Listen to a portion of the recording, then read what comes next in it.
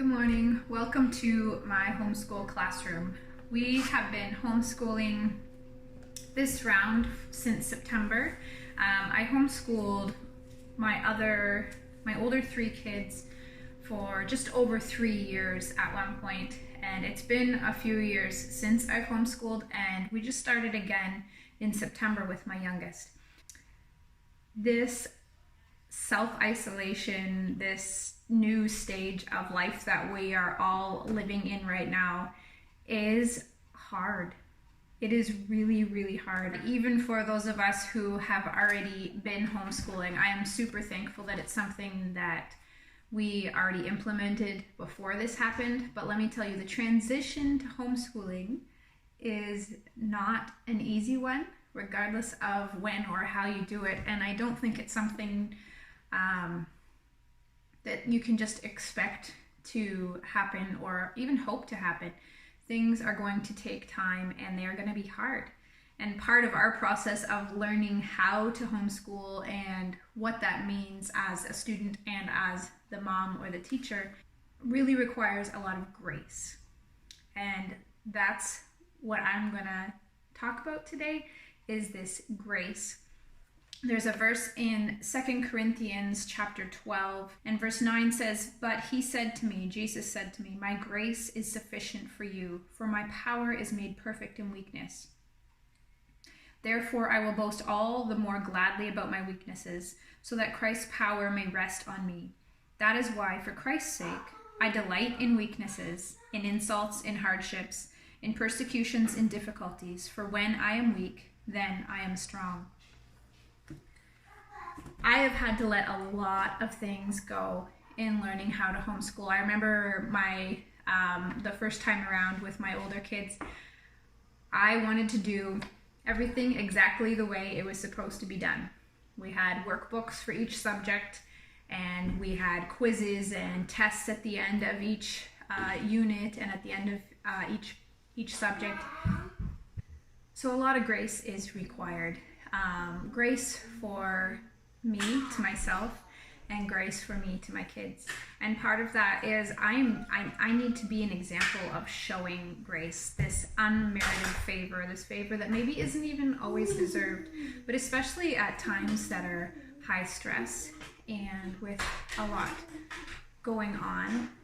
We need to remember and realize that these emotions that we feel are going to be transferred, and it's hard to be in any type of learning environment when things are so difficult and so stressful. So these are just a couple of things that I have learned in learning how to school at home. So the first one is, it's okay if it's not the way I think it should be. We did a little lesson last week. Part of it was learning what symmetry is. And all the pieces were cut out and ready to go. There was an example for us to follow. I did one alongside. And here are the results.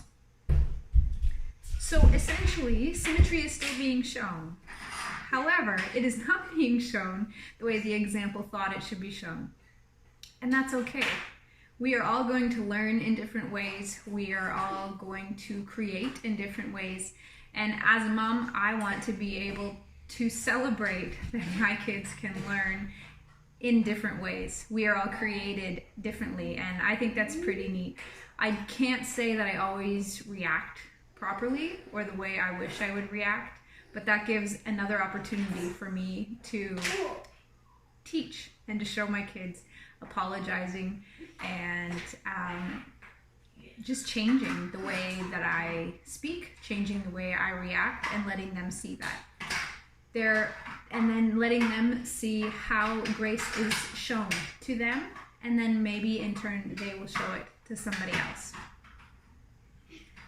We have had to adjust our time schedule. I loved the idea of at 8 o'clock, at 9 o'clock, at 10 o'clock, at 10:30. I had great dreams, great visions. I had cut out these time ideas. I had pictures that coincided with them so that everything would be scheduled, everyone would understand what would happen. However, that's not the way things work in our house, and I had to learn that that's okay. There is still structure, there are still guidelines, there are still boundaries. Certain things still have to get done before something else happens. And that's just the way it's going to work.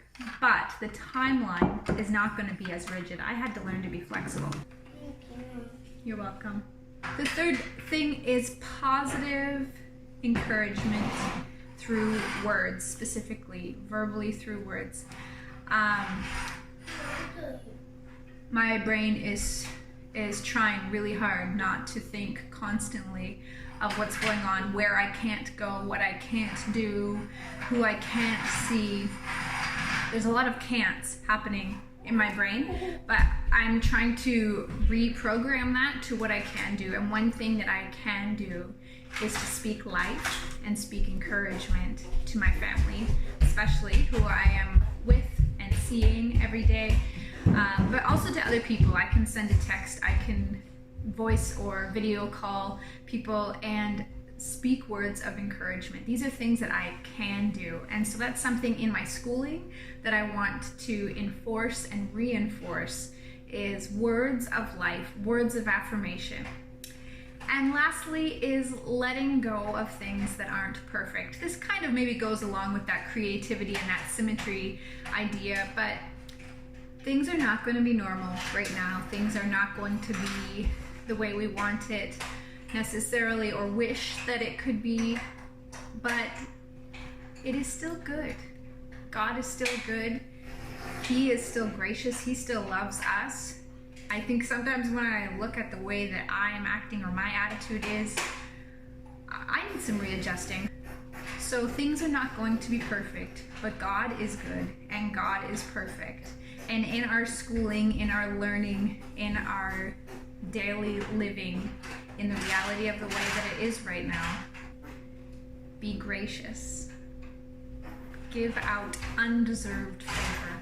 Allow flexibility. It's okay not to be perfect. Teaching will happen whether in books or on worksheets or outside. We are going to be learning. We are going to be imparting knowledge. We are going to be imparting emotions. We are going to be teaching how we act, how we react. We are going to be teaching how we spend our time, what we focus on. Are we staring at screens? Are we constantly reading the news? That's going to be something that our kids learn from us and about us. Are we spending time praying? Are we reading the Word? When we're having a hard time, what do we do with that? Our kids are watching. They know, they see. I am thankful that God is gracious with me, and I hope and pray that I will continue to learn to be gracious with my kids. Be blessed today in your schooling and in all that you do.